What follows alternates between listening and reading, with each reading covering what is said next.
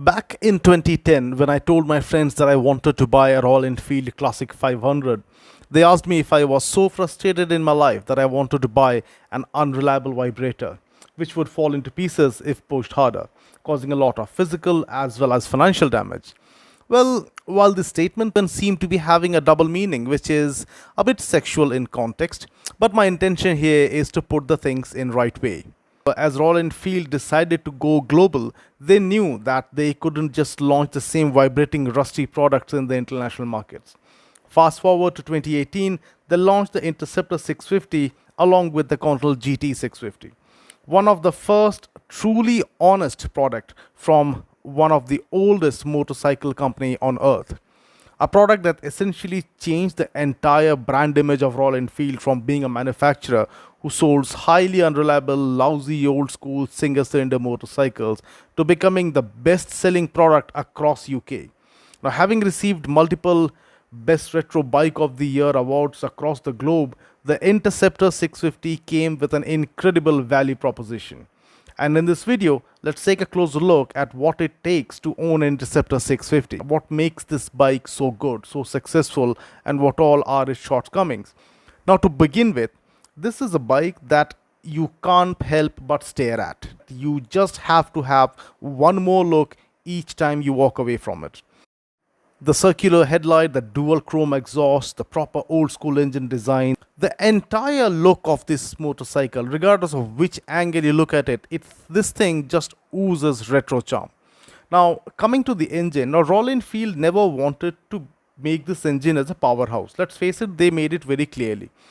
Royal Enfield only wanted to make a product which is reliable, which is decently powerful, and something which is accessible.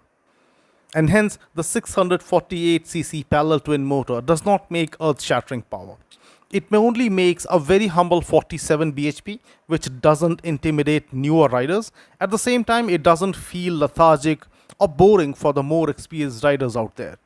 And it also only makes 52 newton meters of torque, but the good thing is that 80% of that torque is available at your disposal from as low as 2500 rpm. You don't need to work this bike hard to potter around the towns and villages.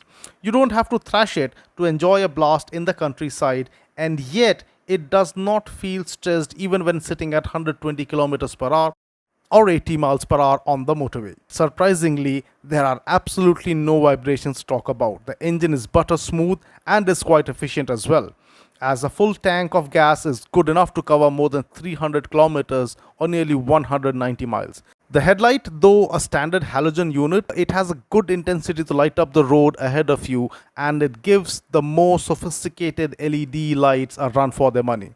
Needless to say, the halogen unit works better in rain and foggy conditions.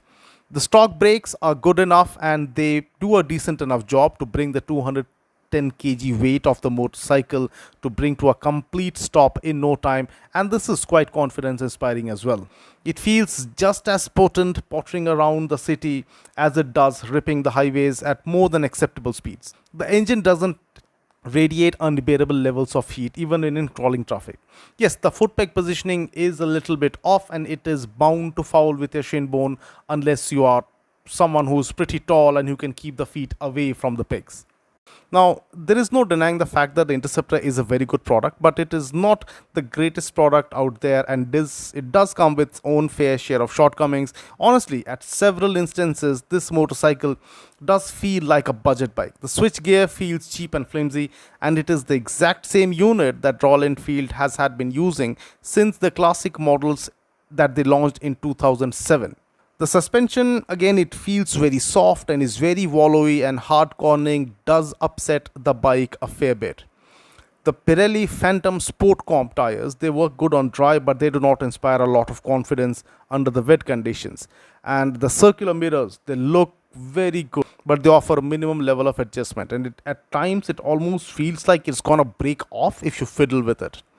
And then let's talk about the seat. I wonder why didn't RE give the touring seat with the stock motorcycle to begin with when they are already selling it as an accessory. The stock seat is way too soft and it will start hurting your lower back in absolutely no time. And if you are intending to take this bike for long highway runs, you will be bound to either modify the seat with a firmer cushioning or firmer foam, or you will have to buy the touring seat. There is absolutely no escaping.